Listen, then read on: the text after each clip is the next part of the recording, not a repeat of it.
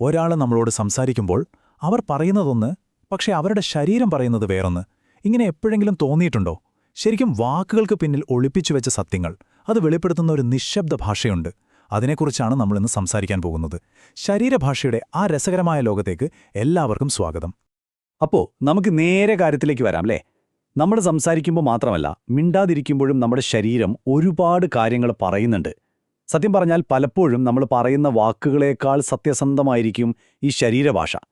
കാരണം എന്താണെന്ന് വെച്ചാൽ, വാക്കുകൾ നമുക്ക് പിടിച്ചു വയ്ക്കാൻ പറ്റും, പക്ഷെ നമ്മുടെ ശരീരം അത് പലപ്പോഴും സത്യമങ്ങ് വിളിച്ചു പറയും. ഒന്ന് നോക്കിക്കേ, ഈ സംഖ്യ 60 മുതൽ 93% വരെ. ഒന്നാലോചിച്ചു നോക്കൂ. അതിന്റെ അർത്ഥമെന്താ? നമ്മൾ കൈമാറുന്ന വികാരങ്ങളുണ്ടല്ലോ, അതിന്റെ ഏതാണ്ട് മുഴുവൻ ഭാഗവും വരുന്നത് വാക്കുകളിൽ നിന്നല്ല. പിന്നെ എവിടുന്നാ? നമ്മുടെ ശരീരഭാഷ, മുഖത്തെ ഭാവങ്ങൾ, ശബ്ദത്തിലെ ആ കയറ്റിറക്കങ്ങൾ, ഇതിൽ നിന്നൊക്കെയാണ്. ശരിക്കും നമ്മൾ കമ്മ്യൂണിക്കേഷനെപ്പറ്റി ചിന്തിക്കുന്ന രീതിയെ തന്നെ ഇത് മാറ്റിമറിക്കുമല്ലേ? നമ്മുടെ ശരീരം ശരിക്കും ഒരു സൈലന്റ് ഓർക്കസ്ട്ര പോലെയാണെന്ന് പറയാം. ഓരോ ചലനത്തിനും ഒരു പ്രത്യേക താളമുണ്ട്. അപ്പോൾ നമുക്ക് ആദ്യം തന്നെ നമ്മുടെ ഡെയിലി ലൈഫിൽ കാണുന്ന ചില സിമ്പിൾ സിഗ്നലുകൾ എങ്ങനെയാണ് വായിച്ചെടുക്കേണ്ടതെന്ന് നോക്കിയാലോ? ഈ രണ്ട് ചിത്രങ്ങളും തമ്മിലുള്ള വ്യത്യാസം കണ്ടില്ലേ? ആദ്യത്തേത് നോക്കൂ, വളരെ ഓപ്പണാണ്. ഒരു വെൽക്കം ചെയ്യുന്ന ഭാവം, ഞാൻ നിങ്ങളെ കേൾക്കാൻ റെഡിയാണ് എന്ന് പറയാതെ പറയുന്നത് പോലെ. പക്ഷേ രണ്ടാമത്തേതോ, കൈയും കാലുമൊക്കെ കെട്ടി ഒരു പ്രതിരോധം തീർത്തുപോലെ. ഇത് സാധാരണയായി ഒരകൽച്ചയുടെയോ അല്ലെങ്കിൽ എന്തോ ഒരു അസ്വസ്ഥതയുടെയോ സൂചനയാകാം. ഇനി ഇതിലൊരു രസകരമായ കാര്യമുണ്ട്. കൈകൾ കെട്ടുന്നത് എപ്പോഴും ഒരു ഡിഫെൻസീവ് നിലപാടല്ല കേട്ടോ. ചിലപ്പോൾ അത് ഞാൻ പറയുന്നത് നന്നായി ശ്രദ്ധിക്കുന്നു എന്നതിൻ്റെയോ അല്ലെങ്കിൽ നല്ല കോൺഫിഡൻസോടെ ഇരിക്കുകയാണെന്നതിൻ്റെയോ അടയാളവുമാകാം. പക്ഷേ ഒരു ചെറിയ ട്രിക്ക് പറയാം. സംസാരിച്ചുകൊണ്ടിരിക്കുമ്പോൾ ഒരാളുടെ കാല് നിങ്ങളെ വിട്ട് വാതിലിന്റെ നേർക്കാണ് പോയിന്റ് ചെയ്യുന്നതെങ്കിൽ, ഒരുപക്ഷെ അവർക്ക് പോകാൻ തിടുക്കമായെന്നതിന്റെ ഒരു ചെറിയ സൂചനയായിരിക്കാം അത്. നമ്മുടെ കൈകൾക്ക് ഒരുപാട് കഥകൾ പറയാനുണ്ടാകും. കൈപ്പത്തി തുറന്നുവെച്ച് സംസാരിക്കുന്നത് സത്യസന്ധതയെയും ഓപ്പണായ ഒരു മനസ്സിനെയുമാണ് കാണിക്കുന്നത്. അതേസമയം ഒരു മീറ്റിംഗിൽ ഇരിക്കുമ്പോൾ ആരെങ്കിലും പറയുന്നതിനോട് നിങ്ങൾക്ക് ദേഷ്യം തോന്നിയാൽ നിങ്ങൾ അറിയാതെ തന്നെ മുഷ്ടി ചുരുട്ടാറില്ലേ? കണ്ടിട്ടുണ്ടാകും. അത് ഉള്ളിലിങ്ങനെ അടക്കിവെച്ച ദേഷ്യത്തിന്റെയോ ഫ്രസ്ട്രേഷന്റെയോ ഒരു റിഫ്ലക്ഷൻ. ശരി, അപ്പോൾ നമ്മൾ നമ്മുടെ അന്വേഷണത്തിന്റെ അടുത്ത ഘട്ടത്തിലേക്ക് കടക്കുകയാണ്.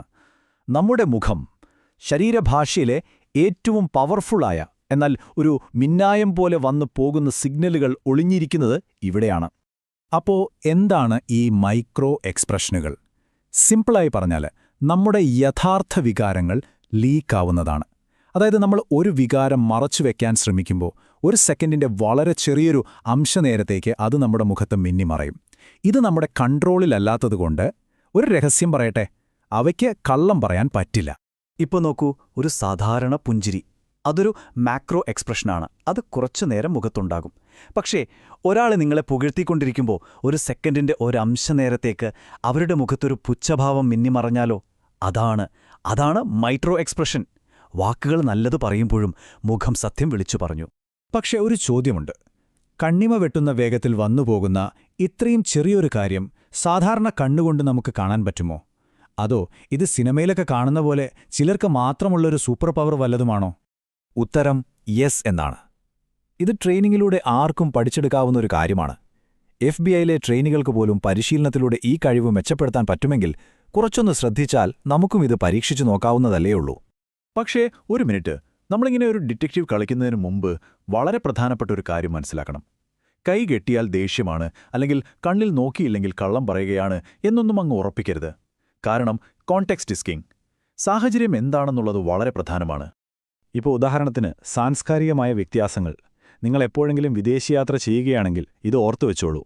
നമ്മളിവിടെ ഓക്കെ എന്ന് കാണിക്കുന്ന ആംഗ്യം അത് ബ്രസീലിലോ ജർമ്മനിയിലോ ഒക്കെ ചെന്ന് കാണിച്ചാൽ അതിൻ്റെ അർത്ഥം വളരെ മോശമാണ്. അപ്പോൾ ഒരു കൾച്ചറിലെ ശരിയായത് മറ്റൊരിടത്ത് വലിയ തെറ്റിദ്ധാരണയുണ്ടാക്കാം. അതുപോലെ തന്നെ വ്യക്തിപരമായ കാര്യങ്ങളും. ചിലർ വെറുതെ ഇരിക്കുമ്പോൾ കാലിളക്കുന്നത് കണ്ടിട്ടില്ലേ? അതിനർത്ഥം അവർക്ക് ബോറടിച്ചു എന്നാവണമെന്നില്ല. ചിലപ്പോൾ അവർക്ക് ശ്രദ്ധ കേന്ദ്രീകരിക്കാനുള്ളൊരു വഴിയായിരിക്കുമത്. അതുപോലെ സോഷ്യൽ ആങ്സൈറ്റി ഉള്ള ഒരാൾക്ക് കണ്ണിൽ നോക്കി സംസാരിക്കാൻ ചിലപ്പോൾ ബുദ്ധിമുട്ടുണ്ടാകും. അതവർ കള്ളം പറയുന്നതുകൊണ്ടല്ല. അപ്പോൾ എപ്പോഴും കുറച്ച് സഹാനുഭൂതിയോടെ വേണം നമ്മളിതൊക്കെ വിലയിരുത്താൻ. ശരി, ഇനി നമുക്ക് ഈ അറിവൊക്കെ റിയൽ വേൾഡിൽ എങ്ങനെയാണ് ഉപയോഗിക്കുന്നതെന്നും ചിലപ്പോൾ എങ്ങനെയാണ് മിസ്യൂസ് ചെയ്യുന്നതെന്നും കൂടി നോക്കാം.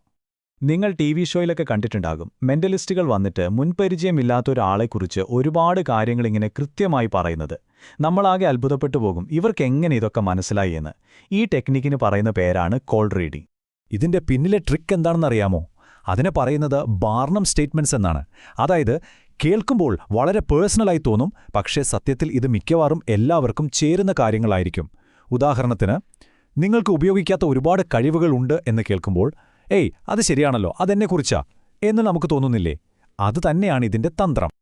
എന്നാൽ ഈ തട്ടിപ്പൊക്കെ വിട്ട് ആത്മാർത്ഥമായി നല്ല ബന്ധങ്ങൾ ഉണ്ടാക്കാൻ സഹായിക്കുന്ന വളരെ പവർഫുള്ളായൊരു ടൂളുണ്ട്, മിററിംഗ്. സത്യം പറഞ്ഞാൽ നമ്മൾ അറിയാതെ തന്നെ നമ്മളിത് ചെയ്യാറുണ്ട്. നിങ്ങൾക്കിഷ്ടമുള്ള ഒരാളുമായി സംസാരിക്കുമ്പോൾ അവരിയ്ക്കുന്നത് പോലെ നിങ്ങളും ഇരിക്കുന്നത്, അല്ലെങ്കിൽ അവർ സംസാരിക്കുന്ന അതേ താളത്തിൽ സംസാരിക്കുന്നത് ശ്രദ്ധിച്ചിട്ടുണ്ടോ? അത് തന്നെയാണ് മിററിംഗ്. ഇത് വളരെ സിമ്പിളാണ്. ഒരാളുമായി ഒരു കണക്ഷൻ ഉണ്ടാക്കാൻ അവരുടെ ശരീരനില, സംസാരത്തിന്റെ സ്പീഡ്, ശബ്ദം ഇതൊക്കെ പതുക്കെ അനുകരിച്ചാൽ മതി. ഇത് അവർക്ക് നിങ്ങളോടൊരു അടുപ്പം തോന്നിപ്പിക്കും, ഒരു സിങ്ക് ആയതുപോലെ. ഇതിന്റെ പിന്നിലൊരു സയൻസ് ഉണ്ട്. നമ്മുടെ ബ്രെയിനിലെ മിറർ ന്യൂറോണുകളാണ് ഇതിന് കാരണം. അവ സമാനതകൾ തിരിച്ചറിയുകയും അതൊരു ബോണ്ട് ഉണ്ടാക്കാൻ സഹായിക്കുകയും ചെയ്യും.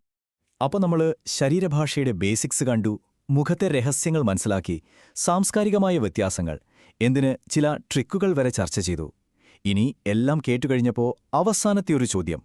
വാക്കുകൾക്ക് പിന്നിലെ സത്യം തിരിച്ചറിയാനും മറ്റുള്ളവരുമായി കുറച്ചുകൂടി നല്ല ബന്ധങ്ങളുണ്ടാക്കാനും ഈ അറിവ് നിങ്ങളെ സഹായിക്കും. അപ്പോൾ എന്റെ ചോദ്യം ഇതാണ്: നമ്മുടെ ശരീരം എപ്പോഴും സംസാരിച്ചുകൊണ്ടിരിക്കുകയാണ്.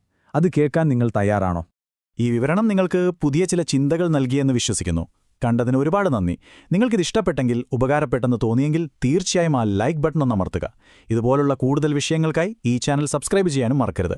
അടുത്ത തവണ കാണുന്നതുവരെ എപ്പോഴും ശ്രദ്ധയോടെ വീക്ഷിക്കുക, കേൾക്കുക.